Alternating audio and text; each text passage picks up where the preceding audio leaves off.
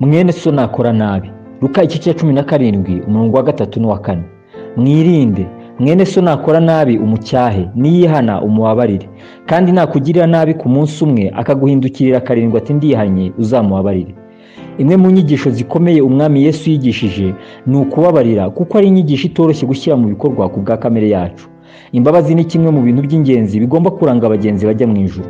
Yesu yarabizi ko zizakenerwa mu bigishwa be, maze ababwira amagambo agaragaza ko bagomba kuba bafite imbabazi zitagira umupaka. Bibasha koroha kubabarira umuntu ukoze nabi rimwe, ariko iyo bibaye kabiri imitima yacu itangira kwinangira.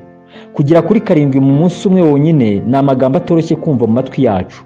Icyo Yesu yashaka kuvuga si ukubara umubare w'inshuro mwene data yadukoshereje, ahubwo ni uguhorana umutima w'imbabazi. Nubwo twatangiye inzira ijya mu ijuru, tubasha kugirirana nabi no gukoserezanya rimwe na rimwe tubizi cyangwa se tutanabizi.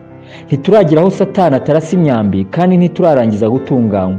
Ibyo byonyine birahagije mu kutumenyesha ko tubasha gukorerana amakosa mu rugendo turimo. Inzira ducamo ntabwo tuyigendamo twenyine, ni inzira duhuriramo n'abandi ndetse n'umwanzi wacu Satani uba ashaka kuyituvanamo no kudusubiza inyuma. Iyi impande ebyiri zihanganye nta gifasha uruhande rumwe nko kubona abanzi babo bashwana bakarwana hagati yabo. Bituma batakaza imbaraga nyinshi bagakoresheje barwanya umwanzi wabo, bigatuma byungukiramo cyane.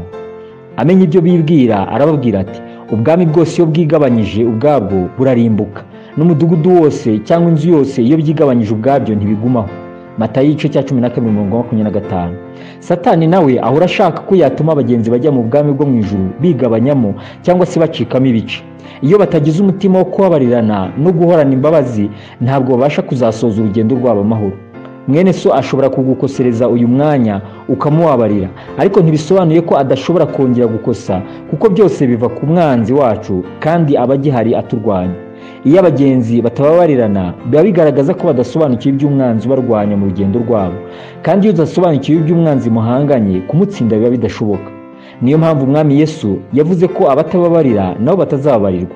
Kuko nimubabarira abantu ibyaha byabo, na So wo mu ijuru azababarira namwe. Ariko nimutababarira abantu, na So nawe ntazababarira ibyaha byanyu. Matayo igice cya 6 umurongo wa 14-15.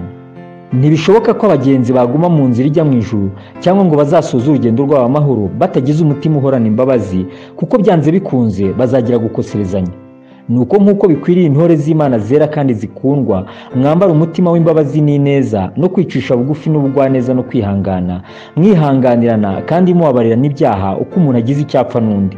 Nk'uko Umwami wacu yababariye, aba ariko namwe mubabarirana. Abakolosayi igice cya 3 umurongo wa 12 n'uwa 13. Dusenge.